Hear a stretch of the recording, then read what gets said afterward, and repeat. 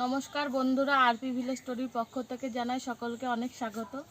আজকে আবার একটা নতুন রেসিপি নিয়ে চলে এসেছি।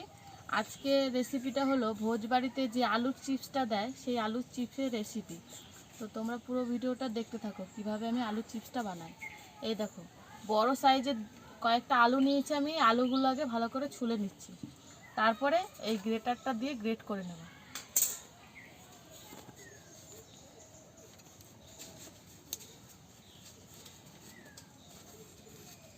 আলুগুলো খুব ভালো করে ছুলে নিয়েছি, এবার আলুগুলো কুড়িয়ে নেব। এই দেখো, এই সরু দিকটা দিয়ে আলুগুলোকে আমি কোরাবো। এই দেখো, এইরকম করে আলুগুলো কুড়িয়ে নেব।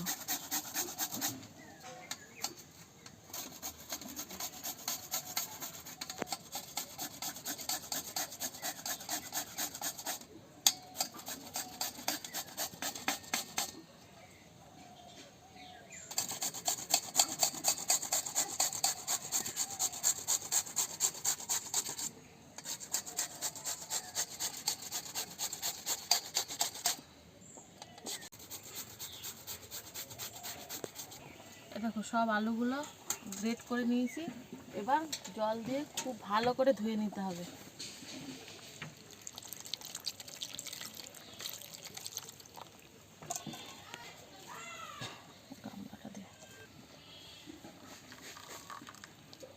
এখন চিপে চিপে ধুয়ে নেব ভালো করে আলুটা।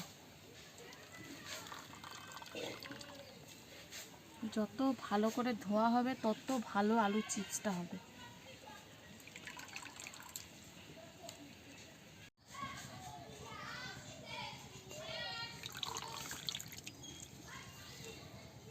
কতটা পরিষ্কার হয়ে গেল দুবার ধোয়াতে। আর একবার ধুয়ে নেব।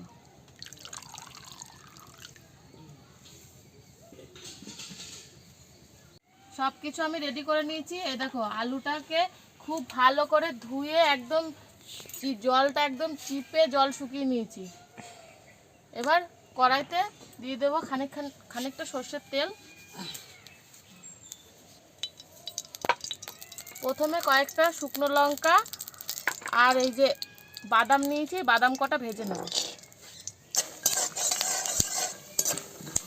বাদামটাকে খুব ভালো করে ভেজে নিয়েছি, এবার তুলে নিচ্ছি।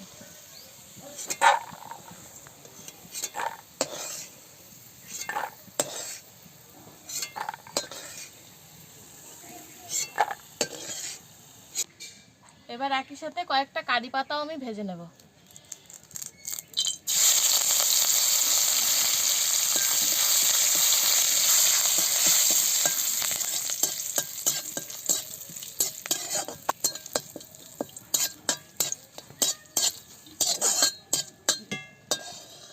এবার কারি পাতাগুলোও তুলে নিচ্ছি।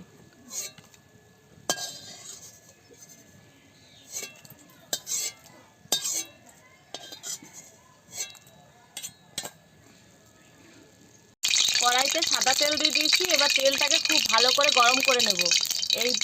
এইটা ভাজার সময় তেলটা খুব হাই হিটে রাখতে হবে। এবার আলুর চিপসগুলো আমি ভেজে নেব।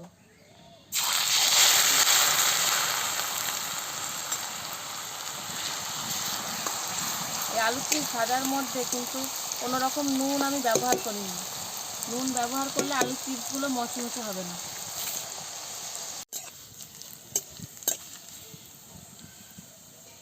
এই দেখো, আলুর চিপস ভালো করে ভেজে নিয়েছি, এবার তুলে নিচ্ছি।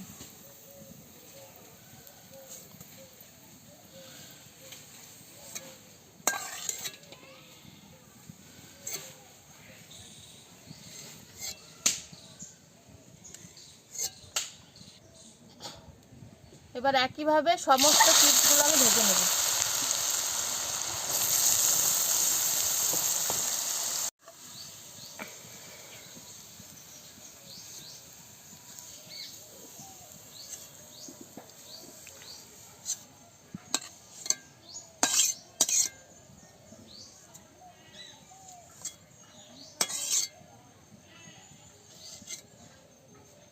আমাদের ঝুরঝুরে আলুর চিপস একদম রেডি। দেখো কতটা ঝুরঝুরে আর মুচমুচে হয়েছে। এবার এর উপরে এই বাদাম, কারি পাতা, শুকনো লঙ্কাগুলো ছিটিয়ে দেবো।